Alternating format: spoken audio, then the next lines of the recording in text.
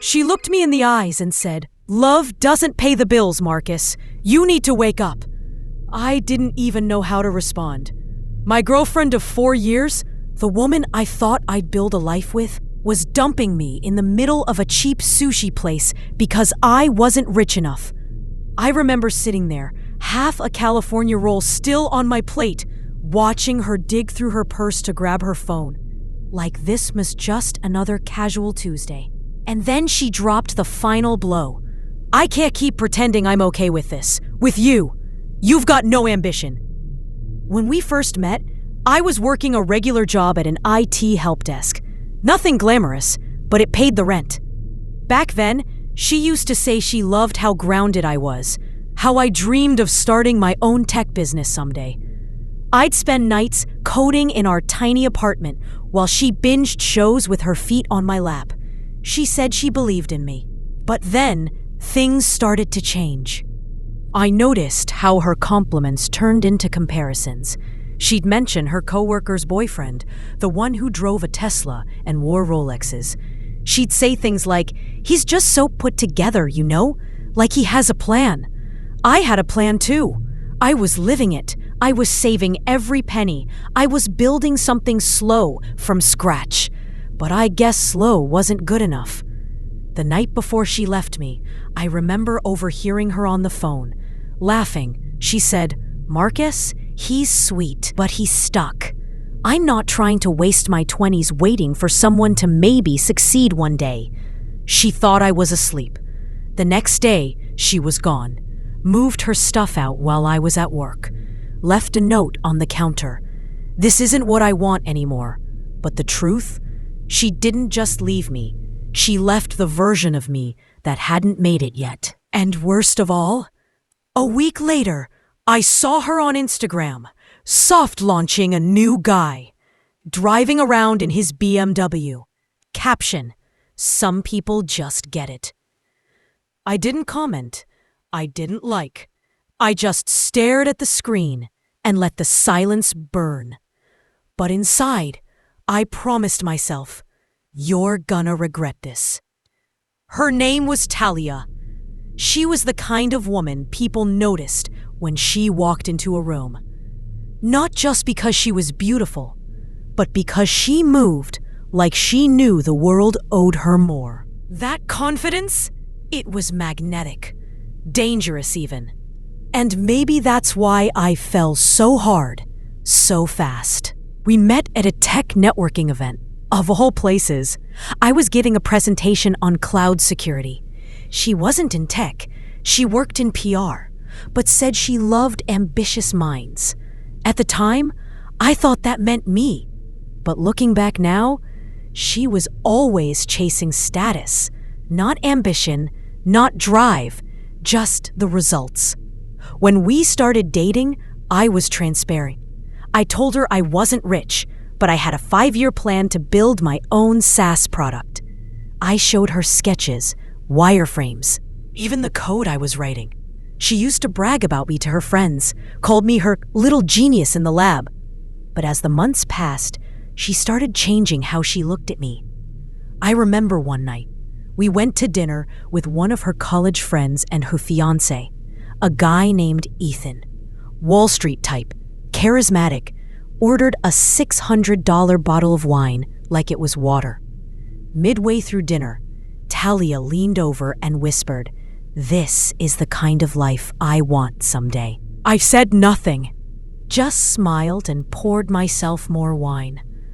But something cracked inside me that night. The next few weeks, things shifted, subtly at first. She stopped asking about my startup progress, stopped sitting beside me on the couch when I pulled out my laptop.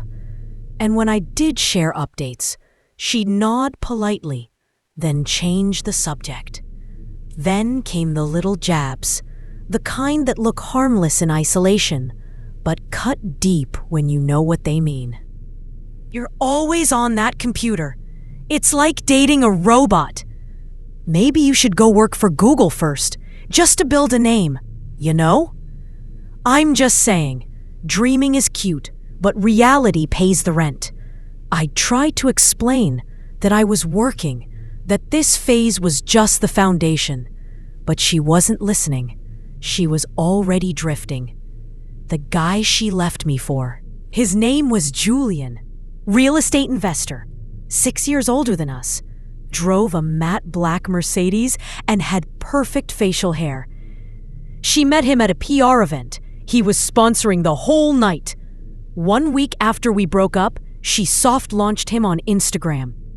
1 month later, they were vacationing in Tulum. Private villa, matching linen outfits. Caption? Everything makes sense now. And here's the worst part. All of her friends, the ones who used to call me the smart one, they backed her decision. They reposted her photos, left fire emojis, said things like, "You deserve this energy." Not one person asked what happened to me. That kind of silence, it's not neutral. It's betrayal in disguise. I didn't reach out right away. After she soft-launched Julian, I went silent for 2 weeks. Not because I wasn't hurting, but because I was too humiliated to even try to explain myself. I didn't want to be the ex who begged, but the silence didn't help. If anything, it made the pain worse. I'd lie awake, replaying everything, the late-night brainstorms, the quiet support I thought she gave. The look in her eyes when I talked about my dreams, had it all just been a placeholder until someone flashier came along? Eventually, I broke. I texted her, "Can we talk?" Just once, she replied, "I don't think that's a good idea." I waited a day, then sent one more message. "I'm not asking to change anything. I just need to say something. For closure." She agreed. Barely. We met at a cafe on the east side. Public, neutral, cold. She walked in looking expensive. Gold earrings. Designer purse I'd never seen before. Her aura was different. It wasn't just confidence anymore. It was dismissal. I stood to greet her. She gave me a soft, polite hug, like I was a distant cousin at a funeral. "So," she said, sitting down, "what is it?" I tried to keep my voice steady. "I just need to know, was any of it real? Or was I always just the in-between guy?" She blinked, looked uncomfortable. "Don't do that," she said. "Don't make me feel like I used you." I didn't say anything, just waited. She sighed. "Look, you're great, you're brilliant, but sometimes life just moves in a direction. Julian, he's stable, he's ready now. I don't have to wait around wondering if his 5-year plan will turn into 10. That sentence hit like a truck. I nodded. So I was a maybe, and he's a guarantee. She didn't deny it, just stared at her coffee. Then she said something that to her probably felt neutral, maybe even kind.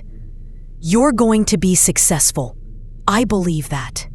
But I don't want to struggle with someone while they figure it out. I've done that already." That right there, that's the part that broke me. Because when she said, "I've done that already," what she really meant was, "I thought you were going to level me up, but you didn't move fast enough." She framed it like it was maturity. Like choosing Julian was just being realistic. But the truth? It wasn't about love. It was about lifestyle. I didn't cry in front of her. I thanked her for her honesty, paid for her coffee, and left.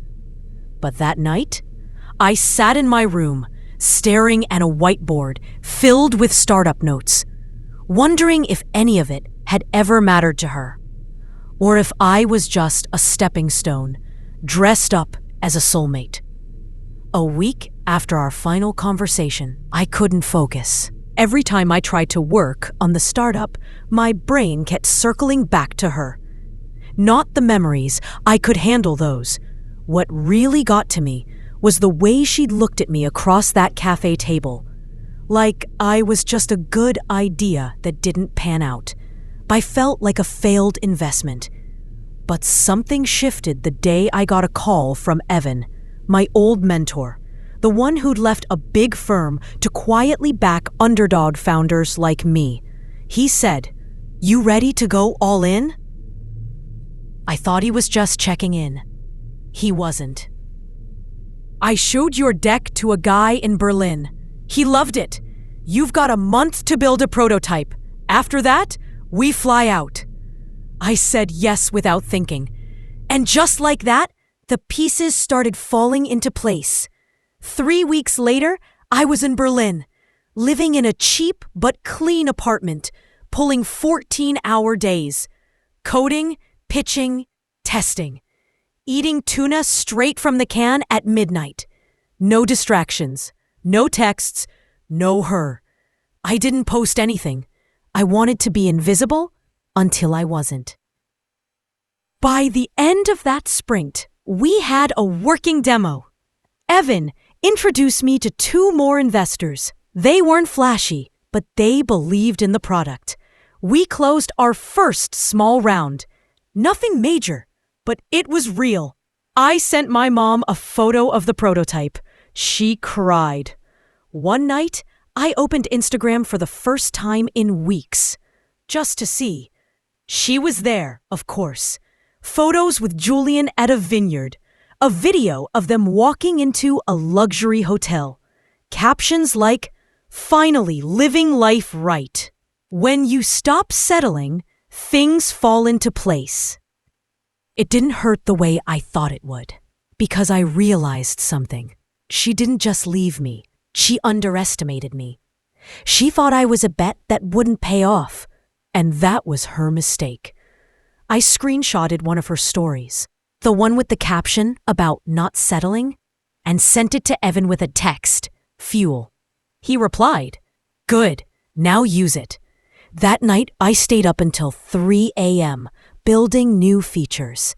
3 months later, we launched. It wasn't some viral tech fairy tale. No billion-dollar valuation overnight. But the product was solid, the user growth steady, and the feedback strong. I was no longer working on a dream. I was building a real company. The first time I noticed her name again was through LinkedIn. She'd viewed my profile. No message, no follow, just lurking. I ignored it. Until 2 days later, I got a DM on Instagram. Her. "Hey, random, but I saw your launch. Congrats! That's huge. You must be over the moon." Smiling, I stared at the message for a while. This girl, the same one who said I was going nowhere, who left me for someone who already had it together, was now suddenly proud?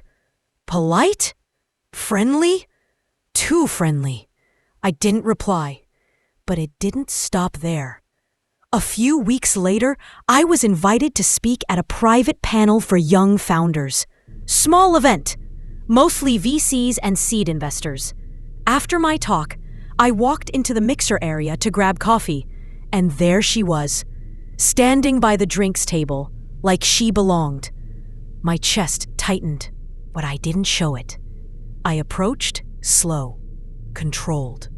She turned, saw me, and lit up like nothing ever happened. "Oh my God, I didn't know you'd be here." She said it like we were old friends.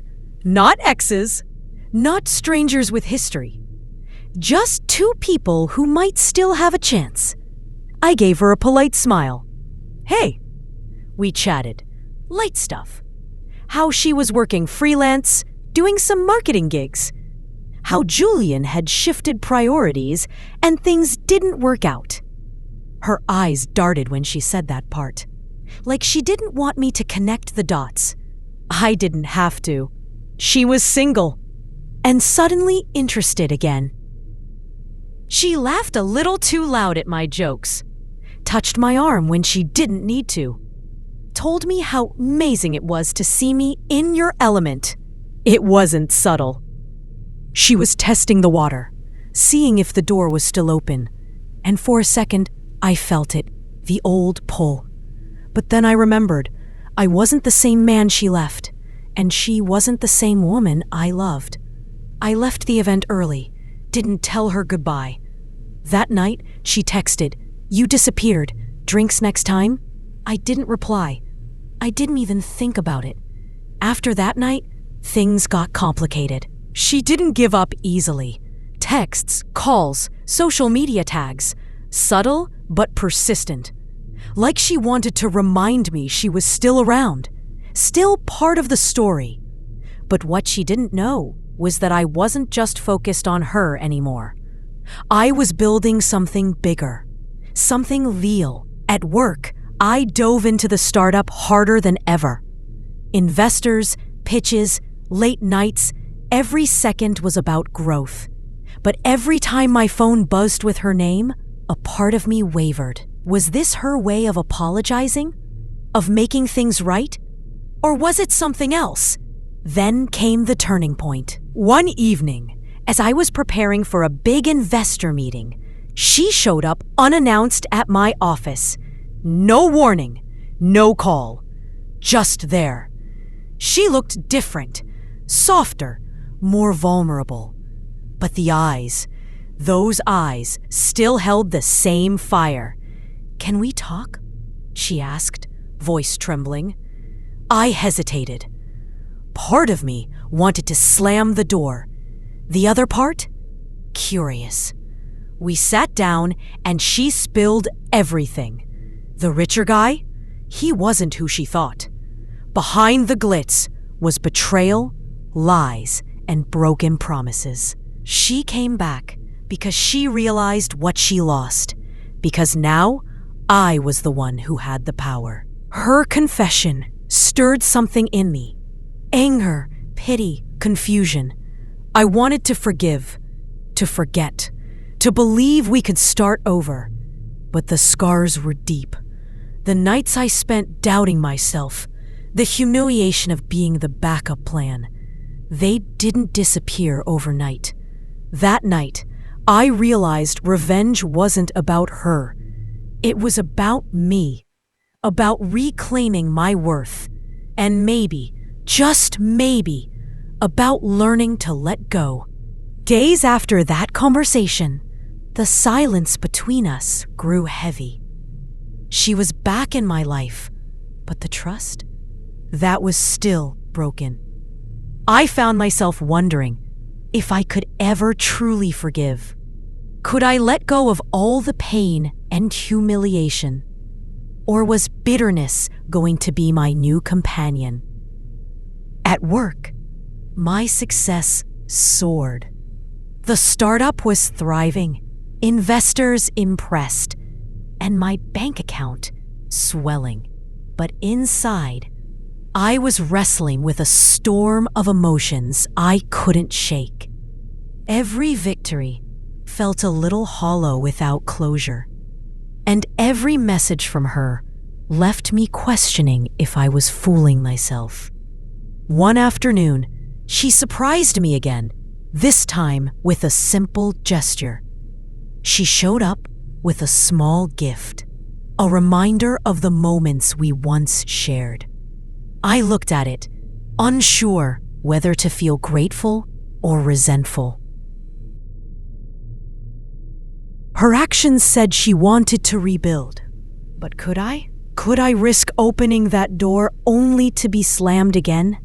At night, I caught myself replaying every memory, the good, the bad, and the ugly.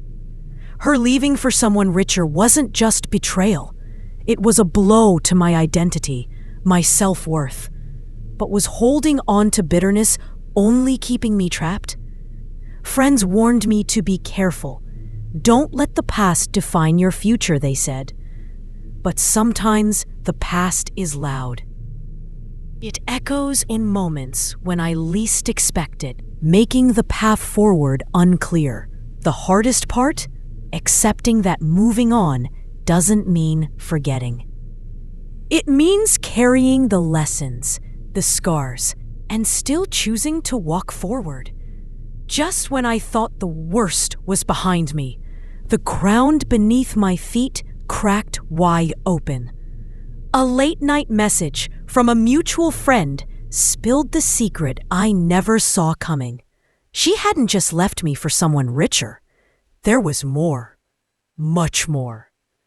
It turned out she had been juggling two lives all along. While I was building my dreams, she was living a double life, hiding secrets that shattered every trust we had left. I felt like the rug had been pulled from under me again. Only this time, the fall was harder. The anger flared up, burning hotter than before. How could someone I loved so deeply be capable of such deception? But beneath the anger was a raw, aching sadness. The realization that maybe I never really knew her at all. I confronted her. The conversation was tense, words sharp like knives, each sentence cutting deeper. She didn't deny it. Instead, she tried to explain, to justify her actions as survival, as necessity. Her words fell on deaf ears. I wasn't ready to hear excuses. I just wanted the truth, the real truth, no matter how painful. The betrayal wasn't just about money or status anymore. It was about identity, trust, and the very foundation of what I thought our love was built on. That night, I lay awake, staring at the ceiling, wondering if I'd ever heal from this. Could I ever look at her the same way again?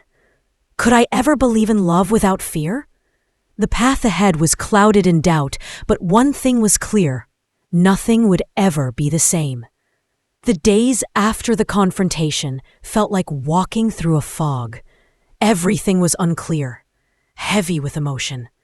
I knew I had two choices: try to rebuild what was broken, or finally let go for good.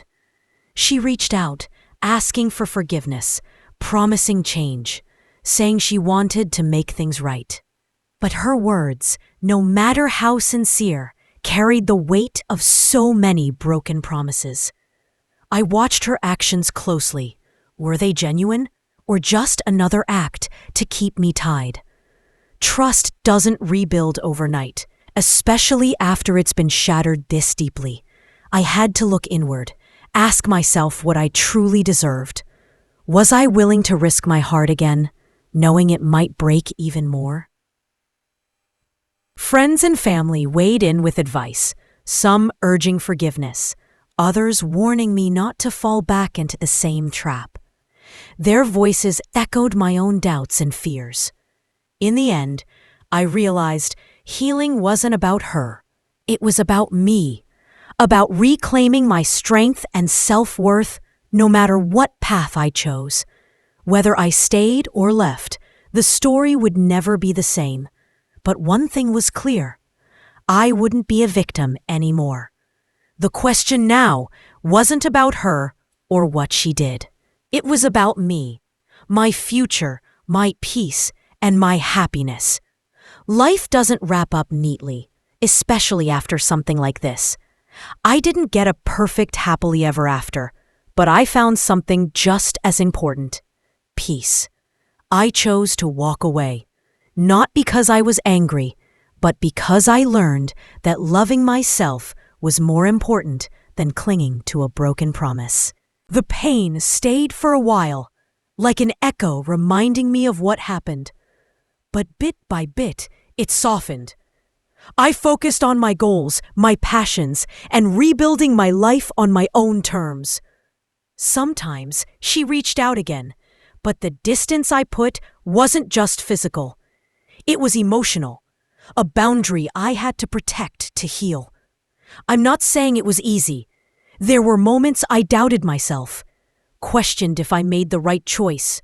But now I know I deserve someone who chooses me. Fully and without hesitation. This story isn't just about betrayal or heartbreak. It's about strength, self-respect, and learning to rise after falling. And while the past will always be a part of me, it doesn't define who I am or who I will become. This is my truth. No fairy tale ending, just the real journey. Messy, painful, but mine. If you've been through something similar, know this: you're not alone. And your story isn't over yet. That's where I am now, ready to write the next chapter on my own terms.